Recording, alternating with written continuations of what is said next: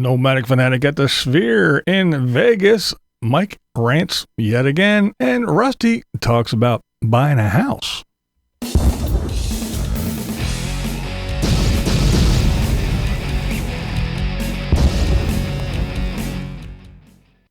Happy Monday, everybody. What's going on? How's everybody doing? I hope you are doing well.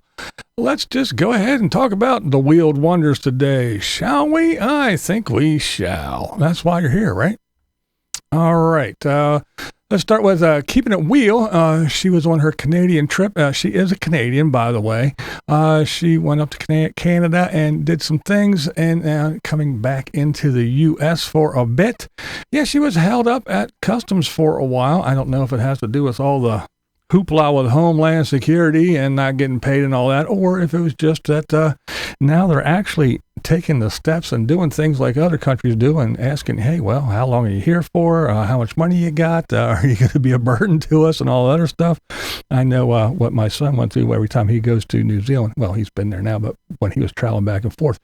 But yeah, she said that everything went smooth. It was about a 20-minute hold up that she had to answer a bunch of questions. And yeah, she's just a Canadian visiting, and she was there for a while, and I think she said she has 2 more months until she has to return, and she plans on leaving before her 2 months is up anyway.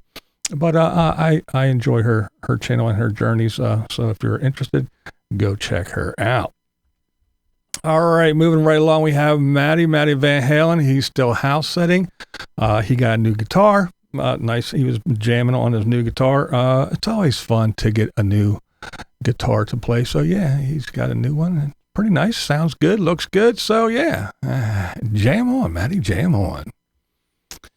Let's see. Back to another Canadian. We have Amy, the cat lady. Yeah, she's doing her van build. She got that new van she's been working on, and it's time to install the diesel heater. So that's what she's doing.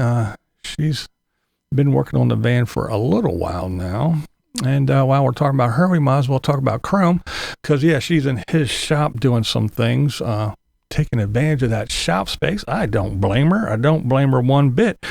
Chrome was out. He found a pretty cool spot out in the middle of the Canadian wilderness, basically in the middle of nowhere. Come on.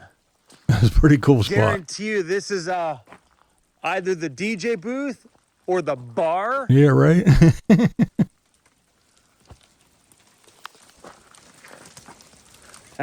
Look at that. Guaranteed this is a party spot. Party spot. I don't care who you are. That is a pretty damn cool spot, I have to say. And yeah, he hung out there for a while, but then he went and he found another little section that seems to be a part of this. It actually had some toilets. 3-minute walk from here is where we just seen all that stage and stuff. I like a bush rave. Right? 100%. And these areas are spotless. There's not a lick of garbage anywhere, even over there at the other spot. Like when they left, they've taking all the garbage out with them. And that's something you don't see often. So I had to share that, because yeah, that's something that you don't always get to see. And that is awesome. Yeah, because I've been talking about how people were dumping their poo and and their pee bottles and all the other stuff and trash, and I talked about that. So I figured I might as well go ahead and talk about the flip side of the coin as well, right? I have to share when people find some nice clean places where they don't have to clean it up before they set up camp. So yeah, I just thought I would share that with you. And speaking of camping, BunnyPlaysHere, she is out in her shuttle. She is camping, having a good time. Things seem to be working out well for her and her little shuttle. All right. And then we have another young lady, that Pamela Madore. She's talking about leaving family to go full-time on the road.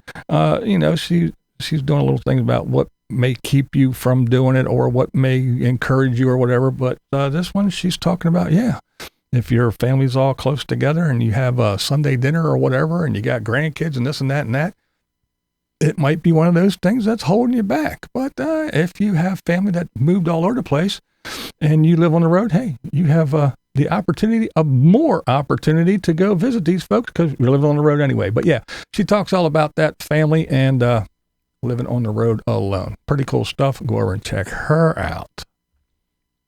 Now we have Chase Your Adventures.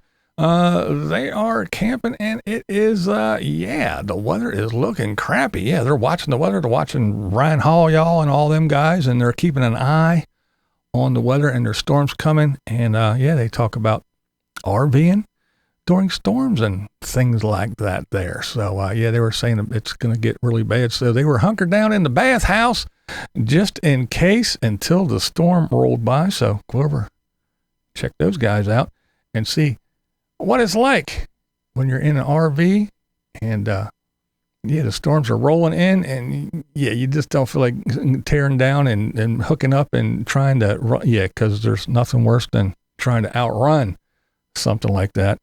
So, what would you do? Would you run or would you just stay put, cross your fingers and do like they did and get into the bathhouse and hunker down until it blows over? I don't know. But, anyway, it wasn't a tornado, but still. Strong winds, storm, rain, all that good stuff. Yeah, go check it out. All right, now I have Rusty. That's right. Now, I know a lot of people that get all upset because I'm talking about Rusty. I'm just talking about Rusty. I ain't saying nothing that he ain't saying. I'm just sharing that he buys a new vehicle every week. And hey, it's interesting. I mean, you gotta love it. You gotta just think. Just take a minute and think if you were working at the DMV and you see this guy again. And then 2 weeks later, this guy again? The same way with the car dealer. Look, here he comes. I wonder what he's doing today. But anyway, it's funny. Again, the guy's 80. He can do whatever he wants. It's just, I find it interesting and I find it funny, so I'm going to talk about it. But anyway, Rusty's talking about maybe buying a house. There's a little house down the street, he said. And he's talking about buying that thing. Busy, and sometimes it costs me money, and sometimes it doesn't. But we'll see. Here we go. Anyway, there's a little house down the street from me that I may buy. We'll see. And Santa Claus says, So there you go. I just wanted to play that little clip so you can, he didn't say that. Well, there he is. He said it. But yeah, he is talking about buying that little house down the street and renting that out, or the one that he's at, or whatever he's talking about. But he might have to, take out a VA loan. He don't want to do that, and then have to buy some things and move some furniture and stuff. But anyway, so they were talking about people saying, well, you don't want to be a landlord. He said, I was a landlord before. So yeah, it's a possibility. One more thing on the books for good old Rusty to do, possibly, is be a landlord. Collect some money, have everybody else pay your bills while you're out on the road, right? All right, go over and check him out. Rusty, you never know what he's going to do next. All right, now we have Tater and Diana in Vegas. That's right. They went to the Sphere and saw The Wizard of Oz. And of course, Tater filmed in a place he wasn't supposed to film. It was posted everywhere and they told him and everything, but he went and he filmed anyway. There's really not a whole lot to say about this video. They got more little trinkets, and she wanted to buy things and this and that and the other, but they don't have any way to get it back. And there's certain things you can't put on the airplane, so they couldn't get this and that and the other thing. He wanted to, I guess, those Coke cans that you can get personalized and all that. He has one, but he wanted to get another one. But anyway, just stuff that they couldn't. She wanted a big pillow. He said there's no room. Yeah. I mean, the show looked cool, looked like a cool little thing to do. It looked like a nice experience, and it would have probably been really, really awesome to be there. And they shot little things at you, and they got these little apples from the Wizard of Oz and some other little leaf trinkets and stuff. But anyway, again, the show looked cool, but other than that, it wasn't too much of a video as far as videos go. In my opinion, it was Just them walking around and looking at shit, and he got more of his little pennies smashed and whoopty fucking diddly do, right? Yeah. So if you want to go watch it, go ahead, but I don't think it's worth it. There's really not a whole lot to see. All right, let's talk about Mike. All right, Mike, he's still on the normalcy bias kick. Everybody just has normalcy bias. All these things going on, and everybody just thinks it's normal, and they have normalcy bias. And he sits and he's watching his TikToks of people like him, and they go off on all kinds of stuff. And, you know, like, well, here, this dude, this guy. There's things even right above us most of the time. And I kind of feel like this guy. Oh, I pulled over for this one. Look at this. Keep spraying. Here, listen to what he says to the people, too. You ass motherfuckers. And all you people don't even notice this shit. Y'all see that? Look at that sky. You think that's normal? That ain't normal, bro. That's called. All right, so how about this? Why don't you put down your fucking camera, go do something. Go fly up there and stand in front of the plane and go, don't do this. Go up there with a big vacuum and suck it all up. What do you want to do? You screaming at people in the parking lot. Go do something. Don't just sit there and try to get a viral video or a nice little TikTok. Go fucking do something. What are you screaming at people in the parking lot for, you lunatic? Put down your camera, go do something. Oh, you can't? There's nothing you can do? Then shut the fuck up and deal with it. Oh, it's normalcy bias. You people don't make any damn sense. Go do something. Go up there and suck all it up, or just leave the planet. Leave the planet. Find a way to leave the planet. There's many ways. So yeah, Mike's new thing is now he wants nothing to do with the off-grid. There's no more off-grid stuff. Well, that'll probably change later, but anyway, for now, there's no more off-grid stuff. It's all the gloom and doom, and it's the end of the world, of course. And Mike's still talking about people can't get jobs. There's no jobs. He hasn't won. He hasn't had one in a very long time. So why worry, Mike? Why worry about people not having jobs? You don't seem to worry about it any other time. Anybody that just throws their hands up in the air and quits everything and lives in a vehicle and just drives around with no job, you don't care about them, do you? Oh, who's going to do this? Well, all the nomads ain't doing it, so don't worry about it. Don't worry about it. A robot will do it. Don't worry about it. You don't have one, and you haven't had one. You're not looking for one. So why are you worried about the job market? You're worried about the cost of food. Why? Aren't you supposedly growing your own food, and you're going to go get chickens and this and that and the other thing? Aren't you a self-reliant, self-sustained off-gridder? I don't understand it. Which leads me to the cost of living for housing.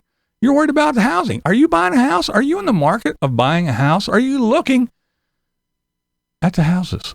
Do you have a realtor sending you quotes? No, you live off grid in an RV. Why do you care?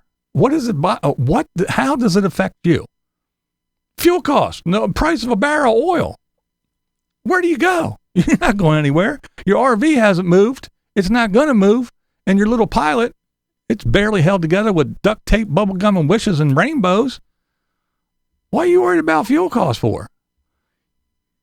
He gets so upset, so worked up, gets all excited about shit that doesn't affect him, has no effect on him at all.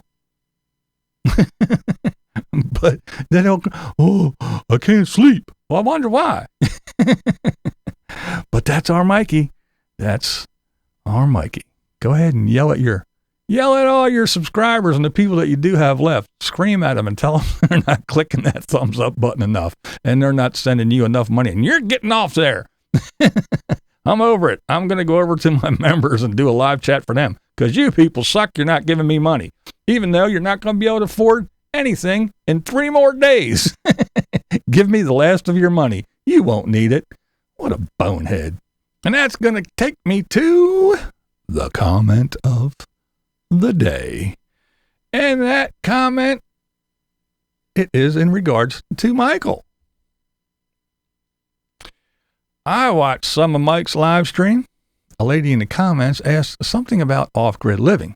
He immediately became annoyed and said, that his channel was no longer an off-grid channel. And we know that because he did private all those other ones. But anyway, he also criticized her comment because there was a typo in it. Ooh, that's right, Mr. Book writer, Mr. Author. Something to the effect of, you people better be careful about how you type. Please be better. He spent the entire time checking his PayPal and being annoyed that he didn't have enough thumbs up. It was clear to me that his viewers are annoying to him, and he wants their money and couldn't care less about connecting with them. Mike, you're a dick. Oh, yes. Funny stuff. Funny stuff. But hey, that's our Mike, and thank you for the comment of the day. This is Blind Views, and that's the way I see it. What we do here is go back. Oh.